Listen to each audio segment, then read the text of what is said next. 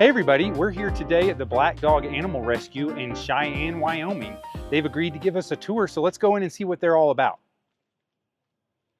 Why don't you go ahead and introduce yourself and tell us a little about what Black Dog Animal Rescue does. Yeah, so Black Dog Animal Rescue has been around for like 18 years.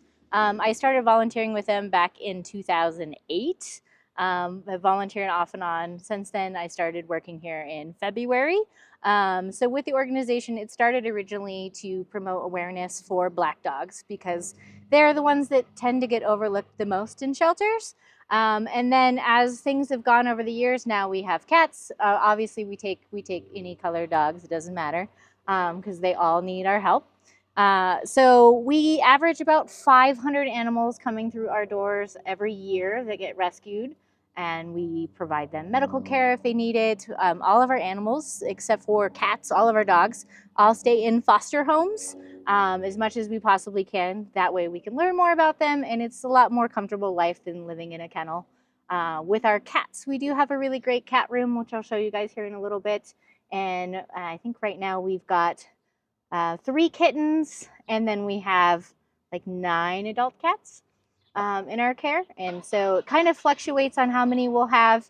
And then in foster homes, I think we have probably about 30 dogs right now. Okay. And then I do have a dog here that I can introduce you to later. He's been staying with me. His foster's out of town. So his name is Ricky, and he's very sweet. Yeah, that'd be great. And if it's okay with you, we'd love to get a tour of your facility and see how y'all work. Yeah, definitely. A little bit of behind the scenes. Yeah, come on in. So up here is our main, kind of like our intake area where we do applications and just kind of the first thing people see when they come in. We do have one cat up here right now. He's very shy. He's down in the bottom. Let me get a picture, video of that. He's poking his head out through the little hole. And then up here we also, we do like free food and treats for people in the community as part of our pet pantry program. So once a month we donate food to anybody in the community who signs up, who needs it. And they can get dog food, cat litter, treats. And then we also always have a free bin out too, just in case they can't make it to our once a month food drive. We've got some merch that we get donated that we sell to kind of help get dogs and cats set up for their, first few days in their new life. We've got our dollar bins. Sometimes we get a lot of random donations, and they build up, and we have to have garage sales. Take you back to kind of our intake area.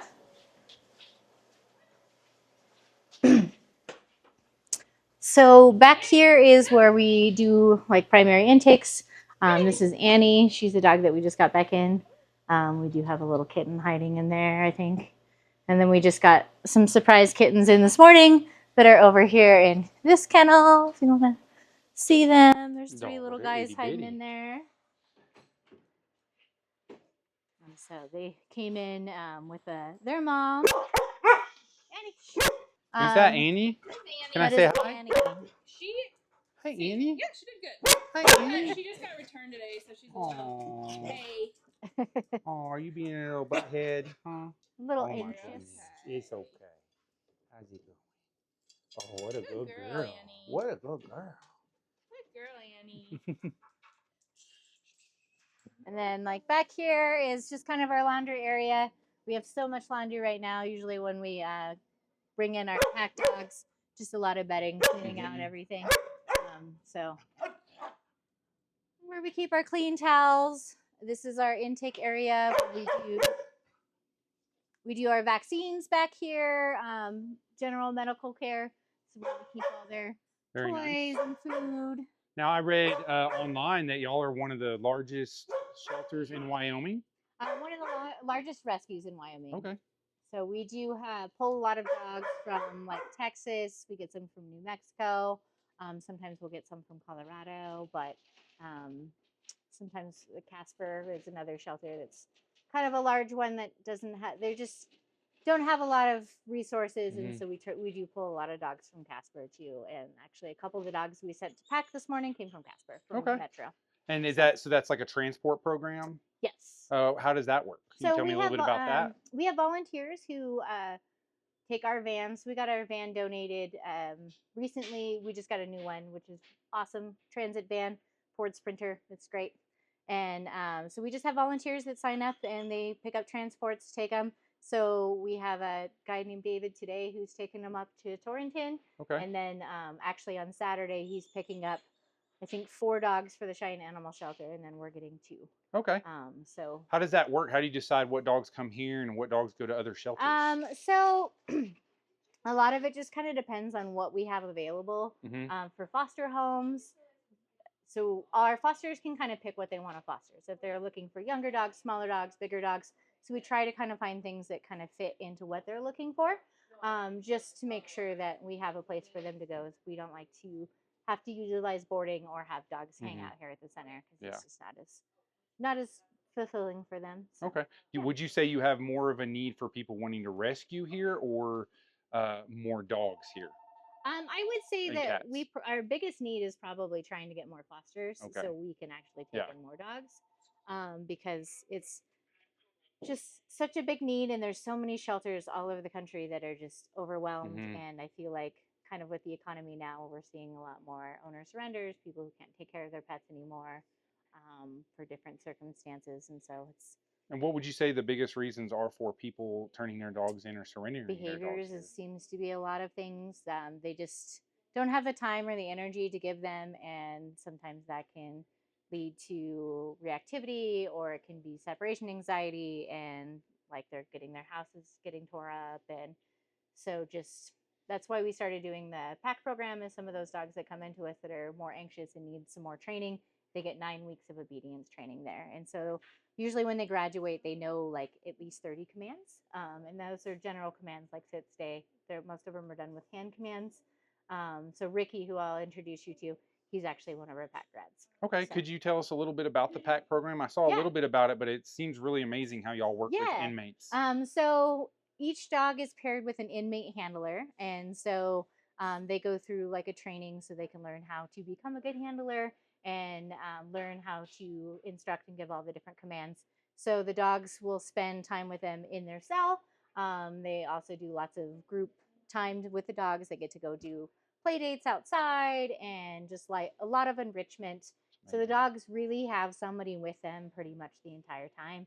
They work with them on certain behaviors. So, if they come in and they're maybe kind of mouthy, or they are reactivity, things like that, they'll work on those behaviors and try to correct some of that. And then we encourage people who adopt them to really focus on continuing that training so it becomes lifelong.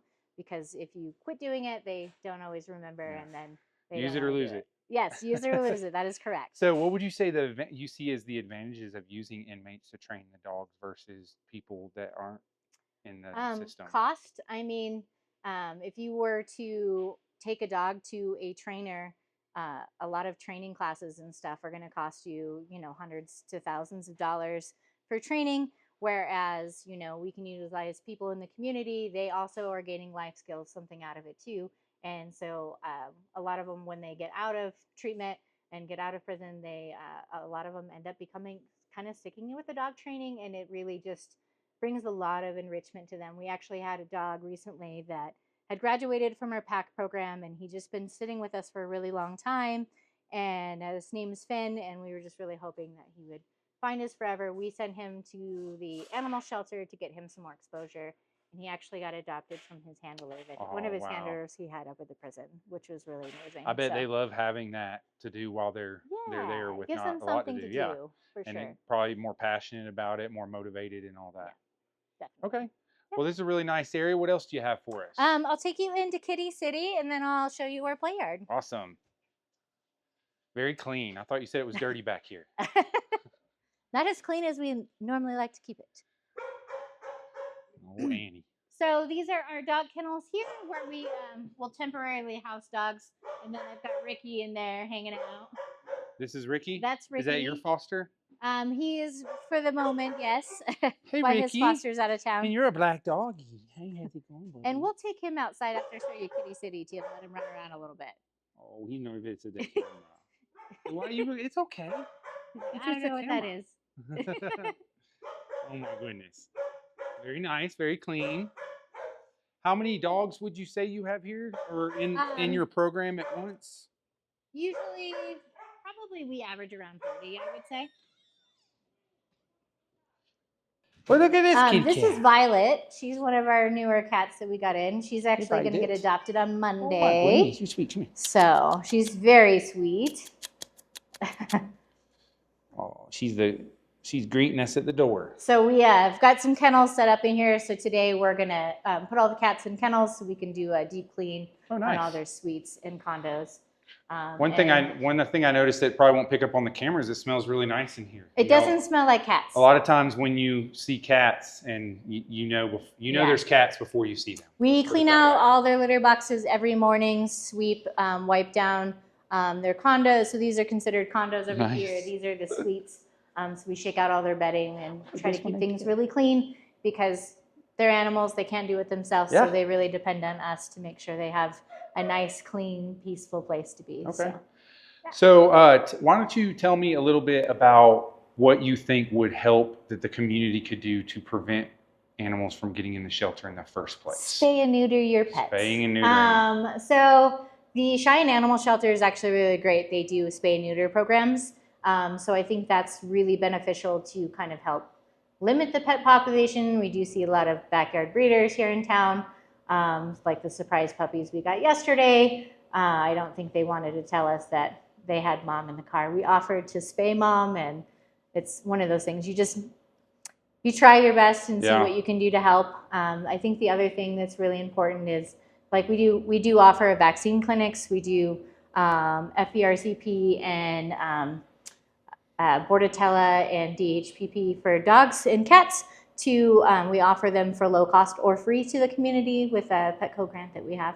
I think with Petco Loves. Nice. And so I think that's really big. And then also, like, if you don't have the time to commit to a dog, it's probably best not to get a dog.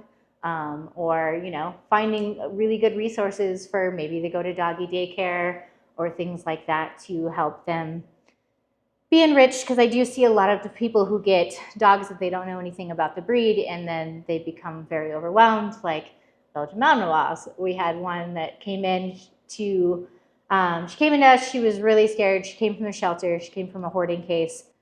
She was actually went up to pack, graduated. She didn't have anywhere to go after she graduated. I took her home with me for several weeks. Loved that dog. Wanted to keep her so badly, but my life isn't great for having a dog. I'm busy a lot. So I was good to see her get adopted, but she was so smart. She could even sneeze on command. She learned every trick they taught her, and then some. She would just lay on the floor, acted very much like a service animal would, very well behaved dog. Amazing. And it was just really fantastic to see, a dog that went from being very crazy, very scared, to being a very, very well-mannered dog. And she got adopted by some really great people. So, those are smart dogs. They are. A lot of people don't realize how much work that they need that mental enrichment.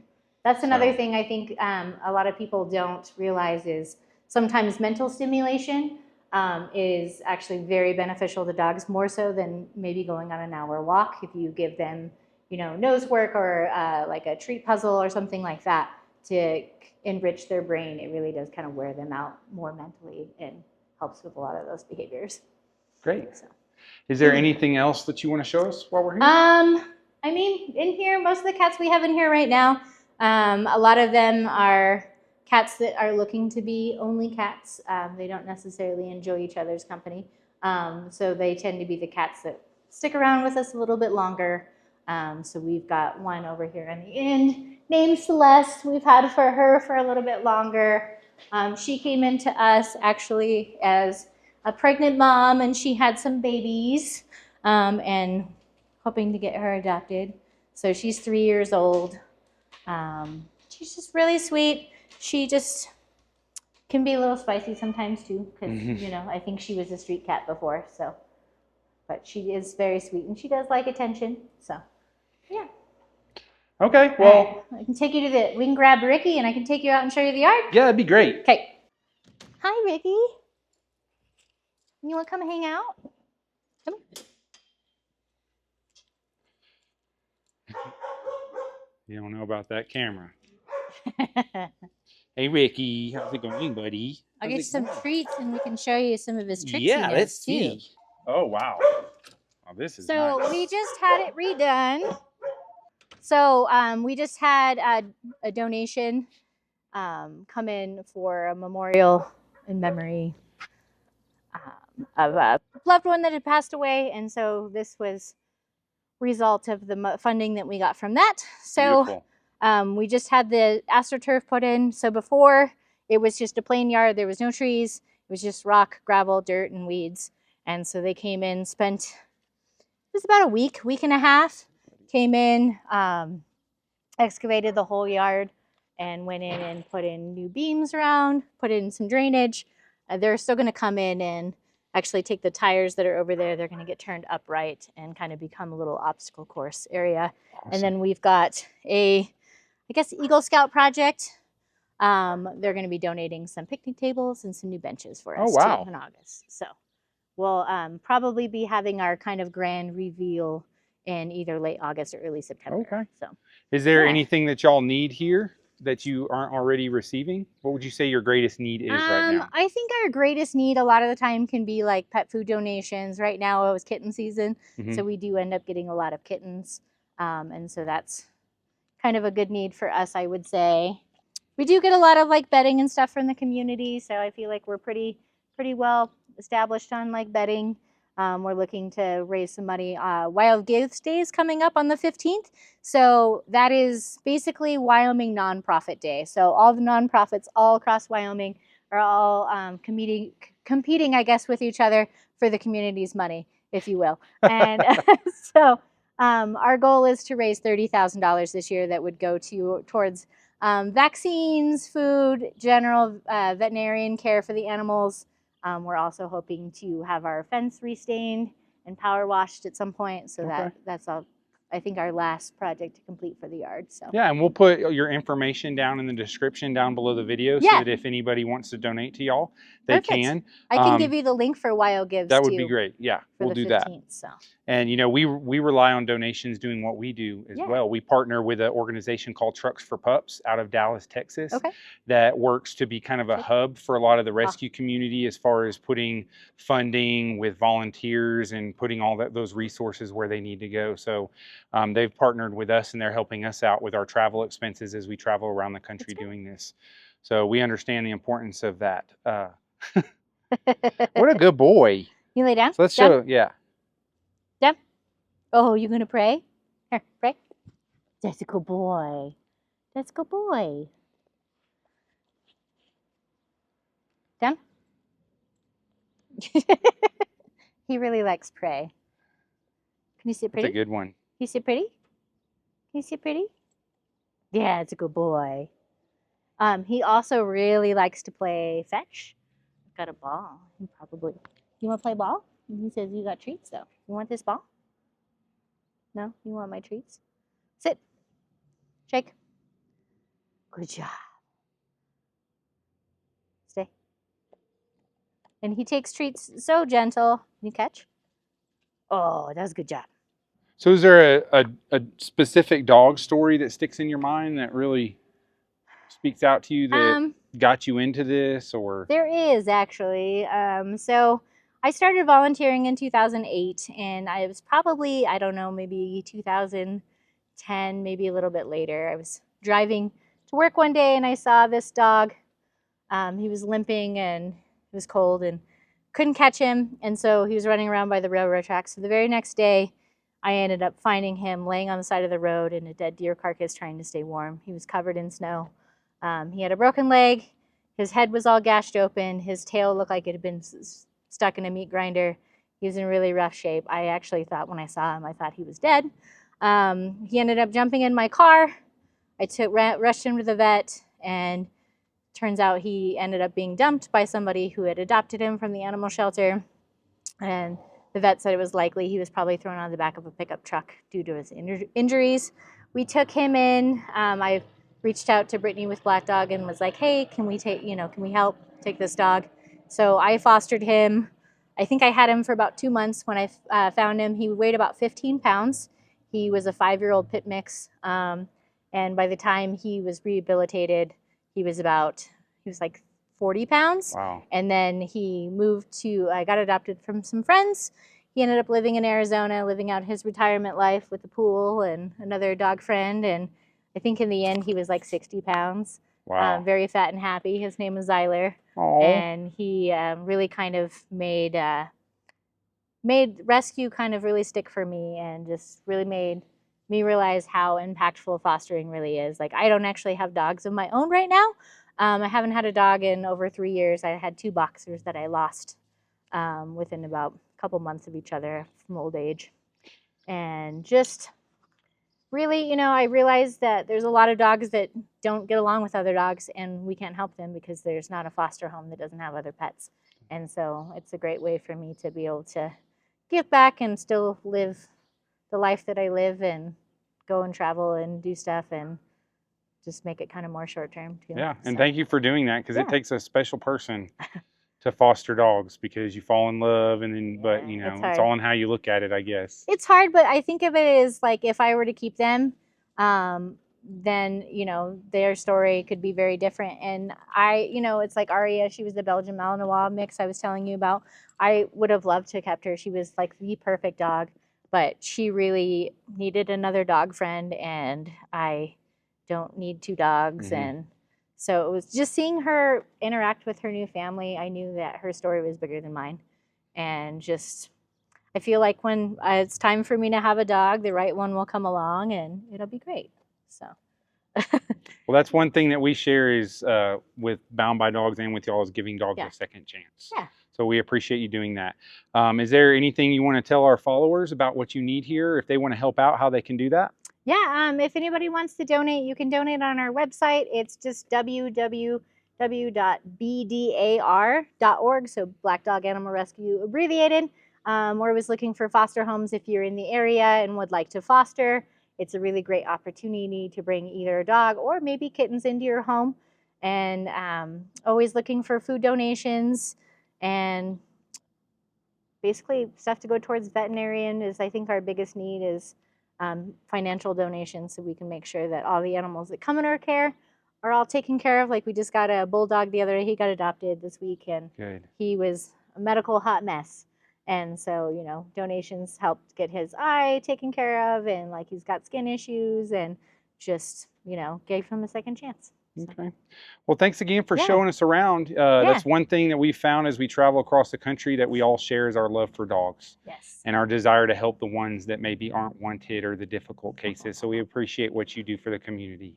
Yeah. And thanks for showing us around. If Ricky doesn't get adopted, he would love to find his forever home. He really is a good dog. He looks like it. He's been great in my house. I haven't had any, he's pretty quiet most of the time, just goes and lays in his kennel, or the kennel will just be open. He'll just go down and lay in there, or lay in his dog bed.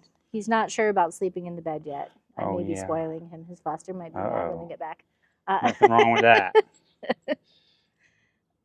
I always let my doggy sleep in the bed. But Ricky, he's about 2.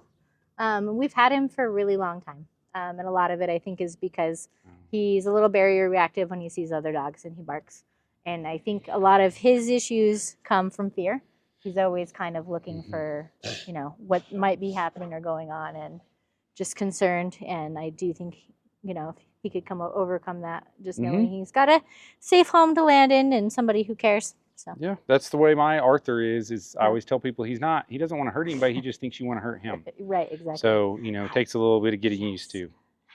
What a good boy. He's a good boy. Yeah. All right, well, thanks again. Yeah, and of course. we'll get this up, and appreciate the tour. Yeah, definitely. Have a good day. Nice to meet you.